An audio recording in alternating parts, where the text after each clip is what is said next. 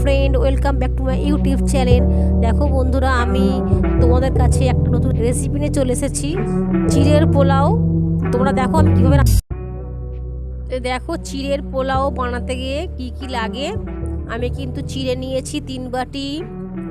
চিড়েটাকে প্রথমে জল দিয়ে একটু ধুয়ে নিতে হবে। আর চিড়েটা কিন্তু খুব পাতলা চিড়ে নিলে হবে না, একটু বেশ যেটা মোটা চিড়ে আছে সেই চিড়েটা কিন্তু ব্যবহার করতে হবে পোলাও করার জন্য। কারণ পাতলা চিড়েটা যদি ভেজানো হয় পুরো একদম মানে নেতিয়ে যাবে, সেই জন্য কিন্তু আমি একটু মোটা চিড়েটা ব্যবহার করেছি। দেখো আমি চিড়েটাকে ধুয়ে নিয়েছি, কবার ধুয়ে নিতে হয়েছে। তারপরে একটু হাওয়ার মধ্যে রেখে দিয়েছিলাম ঝরঝরে হওয়ার জন্য। দেখো আমি কড়াইয়ের মধ্যে আমি পেঁয়াজ কেটে রেখে দিয়েছি, কাঁচা লঙ্কা কেটে দিয়েছি। আমি কিন্তু এবারে রান্নার দিকে এগোচ্ছি। আমি কড়াইয়ের মধ্যে প্রথমে আমি ডিমটাকে ভেজে নিচ্ছি। আমি 2টা ডিম নিয়েছি। এটা কিন্তু খুব চটজলদি রান্না, মানে টিফিন দেওয়ার জন্য বাচ্চাদের খুবই সুবিধা হয়। এবার দেখো কড়াইয়ের মধ্যে আমি তেল দিয়েছিলাম, একটু গরম হয়ে যাওয়ার পরে এতে দিলাম আমি পেঁয়াজ কুচিগুলো একটু বেশ, আমাকে ডিমটা কিন্তু ভাজা হয়ে গিয়েছে, আমি তুলে নিয়েছি।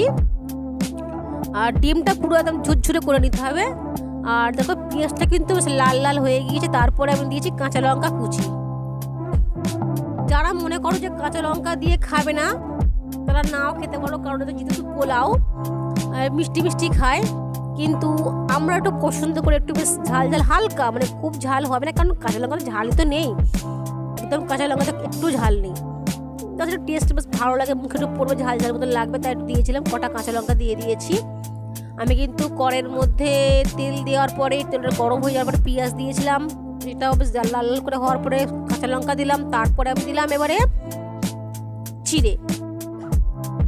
চিড়েটা কিন্তু বেশ কিছুক্ষণ আমি ধুয়ে খেলিয়ে নিয়ে রেখে দিয়েছিলাম, একটু বেশ ঝরঝরে মতন দেখো হয়ে গিয়েছে।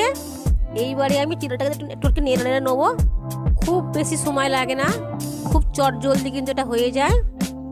আমি এতে স্বাদ মতো নুন দিলাম, আর হলুদ গুঁড়ো দেবো সামান্য একটু, আর কি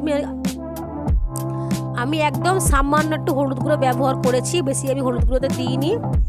আর দেখো ভেজে রাখা ডিমগুলো আমি দিয়ে দিলাম, একটু নাড়াচাড়া করে এতে আমি দিয়ে দেবো সামান্য একটু চিনি দিয়ে দেবো, বেশি মিষ্টি আমরা খাই না তো, তাই সামান্য একটু চিনি দিয়ে দেবো। নাড়াচাড়া করার পরে কিন্তু আমার চিড়ের পোলাও রেডি হয়ে যাবে। তোমরা তো গাজরও দিতে পারো, টিফিনের পক্ষে কিন্তু খুব ভালো জিনিস এটা।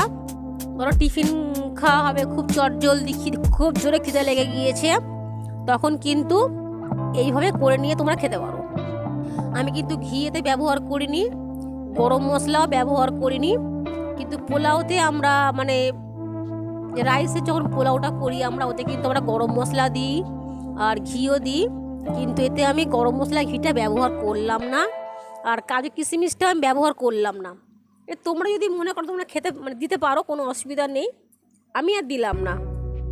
এই যে বাচ্চাদের যখন স্কুলে যাবে তখন টিফিনে দিয়ে দেওয়া যাবে, তারপরে যখন ছেলেমেয়েরা কলেজ যাবে তখনও দিয়ে দেওয়া যায়, মানে এটা বেশ পেটটা ভর্তিও থাকে।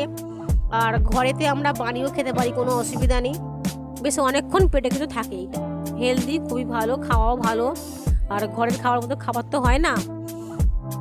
দেখো আমার কিন্তু হয়ে গিয়েছে চিড়ের পোলাও। তোমরা আমার রেসিপিটা দেখে নিও, ভালো লাগলে লাইক কমেন্ট শেয়ার করো, আর অবশ্যই ভালো লাগবে আমি জানি। তোমরা কিন্তু দেখো পুরো ভিডিওটা।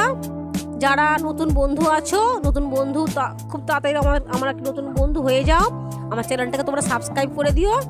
তোমরা ভালো থেকো, তোমরা সুস্থ থেকো, আমার পাশে থেকো।